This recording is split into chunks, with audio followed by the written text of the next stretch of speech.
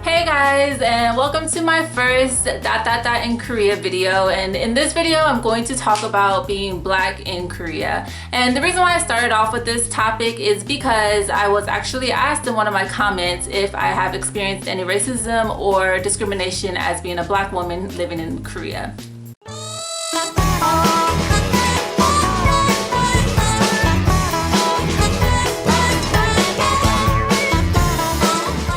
Now, I do have to say that I'm also a very tall woman. Like I am 6'3", about 190 centimeters tall, and that could possibly be why I get a lot of the reactions that I get, here in Korea while just walking down the street or in the classroom. It could just possibly be because of my height. Like I am pretty tall, and it could be really intimidating, a little scary to shorter people or to children. So that could be it, or it could be just a combination of both, of being black as well as being really tall. Now, I've been living here for 2 years now, going on 3, and I would have to say that my experiences have not been that bad. I do have some stories, so this is gonna kind of basically be like story time. All right, so let's go ahead and get into it. The first thing I'm going to talk about is in the classroom, and the one thing that I got often is just that the kids would say I'm from Africa. And they will say it like it's a negative thing. They'll laugh and like try to do it as a joke because they really have this negative view on Africa. I don't know, I guess they just think that Africa has a bunch of like uncivilized, uneducated people there. They don't actually realize that there are like true, smart, strong human beings in Africa. So when they say things like that, they say it as a joke. I try to tell them like, what your view or your vision of Africa is not right. Like, it's not correct. So stop thinking that Africa is such a negative, bad place. The other thing is I've been called monster a couple of times. And like I mentioned in the beginning of this video, I don't know if it's because I'm tall or because I'm black or a combination of both, but I've been called a monster a couple of times. And there's this one story where this student was literally scared of me. Like, I mean, straight up scared of me.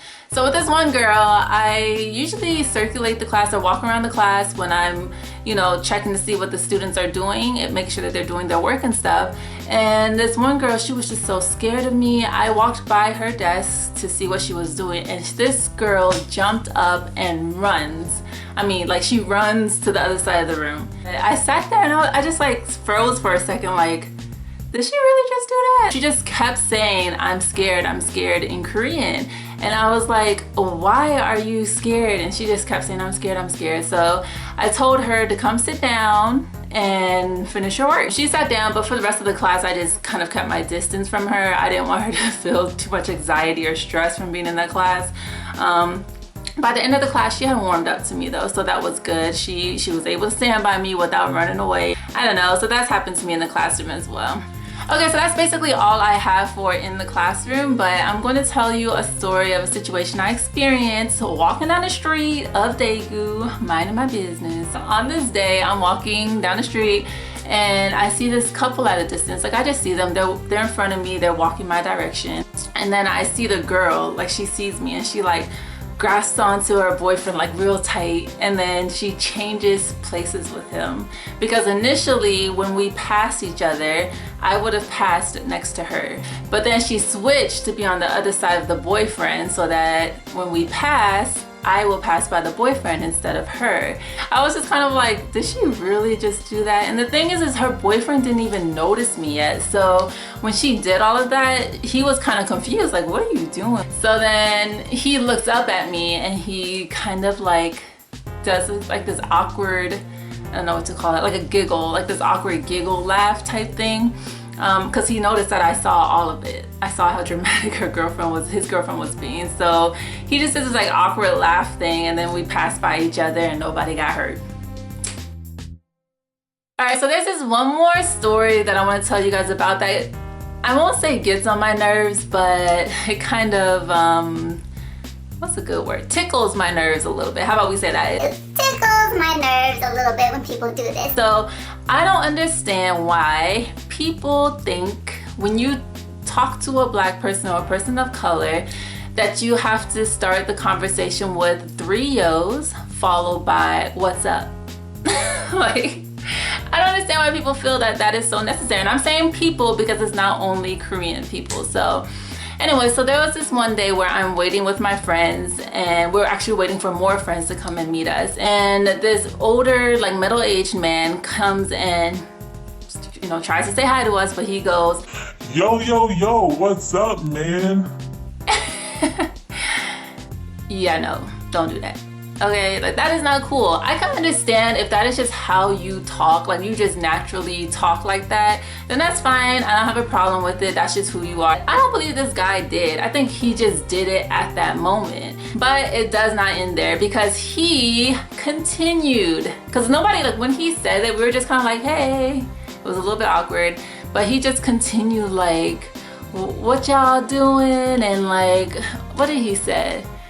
He said something mother effer, like he was cursing, dropping the F-bomb like over and over again. And mind you, we are in the middle of downtown Daegu. Like there are people everywhere there, and Korean people understand the F word, they really do. And I was just like, I really hope these people don't think that he is with us right now.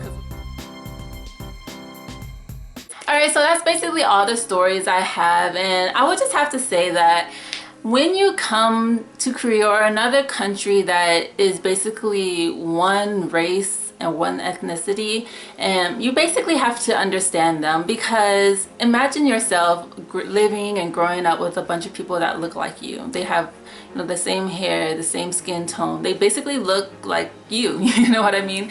Since I'm from America, and you know, whoever else is from America or anywhere else that has many different races, many different ethnicities, we're very used to it. We're used to seeing people that look different from us, and we're used to seeing people that are like, you know, maybe much taller or much bigger or much darker or much lighter, different, like big hair, straight hair. Like we're used to seeing that, but you have to realize here in Korea, they're not used to seeing people that look as different as I do from them. You know what I mean? Especially when my hair is out, I have like big curly hair, I have darker skin, I'm super tall. These things are new to many of the students that we have, as well as many of the people that are just walking through, you know, your city. They may have never seen someone like you before. So when people react the way that they do, I try not to take it to heart too much, just because I have to understand that this is new, and sometimes new things are really scary.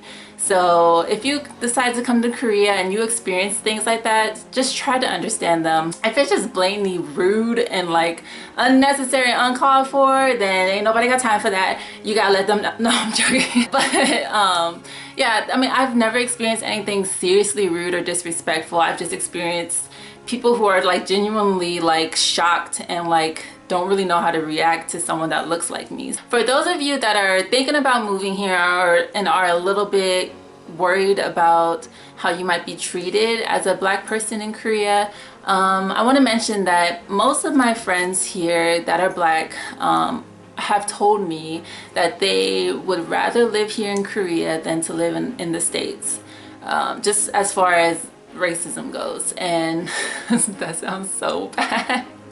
I'm trying to say this without making America sound terrible, but I mean, that's just what it's been like kind of boiled down to a little bit. Just they feel more comfortable here and a little more safe here.